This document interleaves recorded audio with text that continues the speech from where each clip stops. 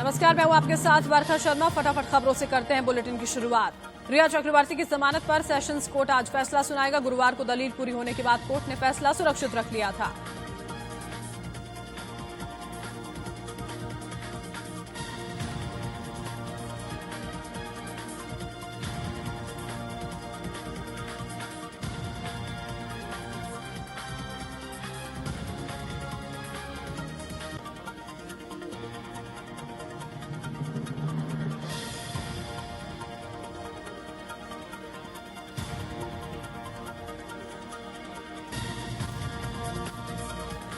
रिया चक्रवर्ती की जमानत पर आज फैसला होने जा रहा है। कल फैसला कोर्ट की ओर से सुरक्षित यहां पर रखा गया था। रिया के अलावा आप देखिए, रिया के भाई शौविक चक्रवर्ती, सैमुअल मिरांडा, बासित, जैद, इन तमाम लोगों की जमानत पर भी आज फैसला आने वाला है। और साथ ही साथ एनसीबी जो है वो कैजान इब्राहिम की बेल का भी विरोध करने वाली है। जो बेल कैजान को पहले ही मिल गई थी, उसका विरोध यहां पर एनसीबी की ओर से किया जाएगा।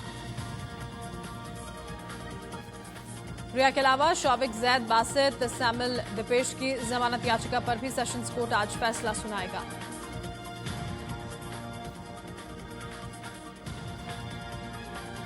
एनसीबी की पूछताछ में रिया के भाई शौविक ने कबूला कि सुशांत दिन में 4 से 5 बार ड्रग्स लेता था। मैं अप्रैल 2019 में बहन रिया के जरिए सुशांत से मिला था। सूत्रों के हवाले से खबर है कि शौविक ने कबूल किया कि उसने सुशांत के लिए ड्रग्स का इंतजाम किया था। एनसीबी की पूछताछ में शौविक ने स्वीकार किया कि उसने सैमुअल, बासित और जैद के जरिए ड्रग्स मंगाए थे। 16 मार्च 2020 को भी सुशांत के लिए 5 ग्राम ड्रग्स मंगवाए थे। कंगना रनौत के समर्थन में केंद्रीय मंत्री रामदास आठवले उतर आए हैं। कहा कि कंगना को बेवजह परेशान किया जा रहा है। मुंबई सबकी है। कंगना की मां आशा रनौत ने कहा कि मुझे बेटी पर गर्व है। हम पहले कांग्रेसी थे, पर बीजेपी सरकार ने हमारा साथ दिया। अब बीजेपी के साथ हैं। बीएमसी की कार्रवाई के बाद कंगना ने कहा कि मैं ऑफिस ठीक नहीं कराऊंगी। मेरे पास ऑफिस को दोबारा बनवाने के पैसे नहीं है। मैं अपने टूटे हुए ऑफिस से ही काम करूंगी। कंगना रनौत के ट्वीट पर शरद पवार भड़क गए। उन्होंने कहा कि कंगना से जिम्मेदारी के साथ बोलने की उम्मीद नहीं की जा सकती। पूर्वी लद्दाख में एलएसी पर तनातनी के बीच मॉस्को में भारत और चीन के विदेश मंत्रियों की मुलाकात हुई। दोनों देशों के बीच करीब 2 घंटों तक बातचीत हुई। बैठक के दौरान दोनों पक्ष इस पर राजी हुए कि बातचीत जारी रखेंगे और सैनिकों को हटाने की प्रक्रिया में तेजी लाई जाएगी। सूत्रों के मुताबिक भारतीय सेना ने चीन पर सामरिक बढ़त हासिल करते हुए पैंगोंग लेक के पास फिंगर 4 की कई चोटियों पर कब्जा कर लिया है। फिंगर 4 की ऊंचाई वाली अहम चोटियों पर भारतीय सेना का कब्जा है। पहले यहां चीन हावी था।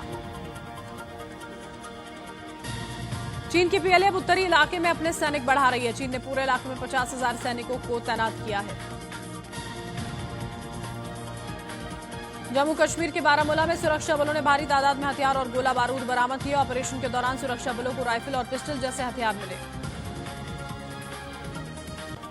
पीएम मोदी आज राष्ट्रीय शिक्षा नीति 2020 के तहत 21वीं सदी में स्कूली शिक्षा पर एक सभा को संबोधित करेंगे। यह सम्मेलन 2 दिनों तक चलेगा। बीजेपी अध्यक्ष जेपी नड्डा आज से 2 दिनों के बिहार दौरे पर हैं। पटना में बिहार बीजेपी कार्यालय में चुनाव संचालन समिति की बैठक लेंगे। बिहार दौरे के दौरान नड्डा की मुलाकात नीतीश कुमार से हो सकती है। इस मुलाकात के दौरान सीट शेयरिंग फॉर्मूले पर बातचीत होने की भी संभावना है। जयपुर में प्रदेश कांग्रेस कमेटी की बैठक में यूथ कांग्रेस नेताओं की एंट्री न होने से हंगामा मच गया। कार्यकर्ताओं ने धरना दिया और जमकर नारेबाजी की। देश में कोरोना का कहर जारी है। पिछले 24 घंटों में 95,735 नए मरीज सामने आए। देश में कोरोना से 24 घंटों में 1,172 मरीजों की मौत हो गई। मौत का कुल आंकड़ा 75,062 हुआ। अब तक 34,71,000 से ज्यादा मरीज ठीक भी हो चुके हैं। देश में अब तक कोरोना के 44,65,000 से ज्यादा केस सामने आए। इनमें 9,19,000 से ज्यादा एक्टिव मामले हैं। दिल्ली में एक बार फिर कोरोना ने रफ्तार पकड़ ली है। पिछले 24 घंटों में 4,308 नए मरीज मिले हैं। 28 मरीजों की हुई मौत। महाराष्ट्र में कोरोना के अब तक कुल 9,90,000 से ज्यादा मामले सामने आ चुके हैं। पिछले 24 घंटों में 28,282 नए मरीज बढ़े। उत्तराखंड के हल्द्वानी में प्राइवेट स्कूलों द्वारा ली जा रही फीस के खिलाफ हंगामा हुआ। यहां पिछले 1 महीने से धरने पर बैठे पार्षद को जब पुलिस गिरफ्तार करने पहुंची तो लोगों ने जमकर नारेबाजी की। नोएडा के सेक्टर 44 में गेस्ट हाउस से एक शख्स का शव मिलने से हड़कंप मच गया। पुलिस ने इसे आत्महत्या बताया है। गोंडा में पुलिस और बदमाशों के बीच मुठभेड़ हुई, जिसमें पुलिस ने 5 शातिर बदमाशों को गिरफ्तार कर लिया है। गाजियाबाद के चौनिका सिटी इलाके में बदमाश को पकड़ने गई पुलिस को भीड़ ने घेर लिया। पुलिस की गिरफ्त से बदमाश को छुड़ा ले गए। ग्रेटर नोएडा में मामूली विवाद में हुई हत्या का पुलिस ने खुलासा किया। पुलिस ने हत्या के मामले में 2 आरोपियों को गिरफ्तार किया है। बागपत में दिल्ली पुलिस के सिपाही की हत्या के मामले में पुलिस ने दोनों आरोपियों को गिरफ्तार कर लिया। पुलिस ने आरोपियों के पास से हथियार भी बरामद किया है।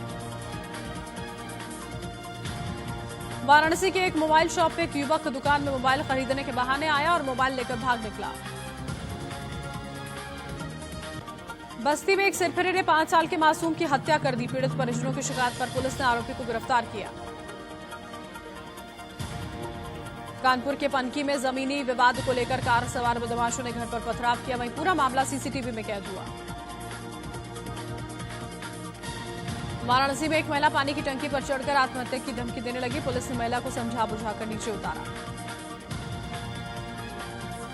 पंजाब नेशनल बैंक ग्राहकों को फेस्टिवल बोनांजा ऑफर दे रहा है। बैंक हाउसिंग और कार लोन पर प्रोसेसिंग और डॉक्यूमेंटेशन चार्ज नहीं लेगा।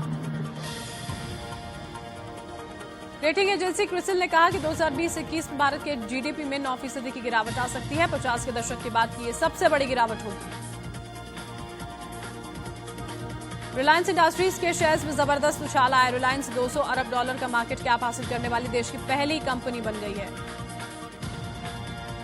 लेबनान की राजधानी बेरूत पोर्ट पर भीषण आग लगी। आग लगने की वजह से लोगों में अफरा तफरी मच गई।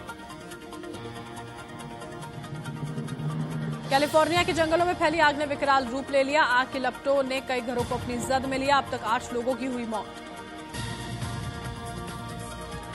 14,000 फायर फाइटर्स आग बुझाने में जुटे हैं। फायर फाइटर्स की सहायता के लिए 60 से ज्यादा हेलीकॉप्टर्स भी लगाए गए हैं। प्रधानमंत्री पद को छोड़ने से पहले शिंजो आबे ने पीएम मोदी से फोन पर 30 मिनट तक बात की। इस दौरान दोनों देशों के बीच समझौतों पर चर्चा हुई। दुनिया भर में कोरोना से अब तक 2 करोड़ 82 लाख से ज्यादा लोग संक्रमित हो चुके हैं, जबकि 9,11,000 से ज्यादा लोगों की मौत हो चुकी है। अमेरिका में कोरोना से संक्रमितों का आंकड़ा 65 लाख के पार चला गया है, जबकि मरने वालों की संख्या 1,95,000 से ज्यादा है। कोरोना से ब्राजील में अब तक करीब 1,28,000 से ज्यादा लोगों की मौत हो चुकी है। 42 लाख से ज्यादा संक्रमित हैं। रूस में अब तक संक्रमितों की संख्या 10,40,000 के पार चली गई है। मरने वालों का आंकड़ा 18,000 के पार हुआ।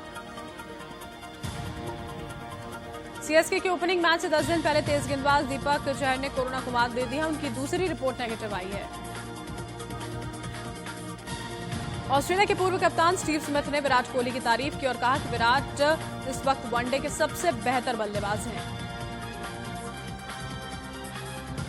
सेरेना विलियम्स लगातार 11वीं बार यूएस ओपन के सेमीफाइनल्स में पहुंची। उन्होंने बुल्गारिया की स्वेतलाना पिरोनकोवा को 4-6, 6-3, 6-2 से हराया।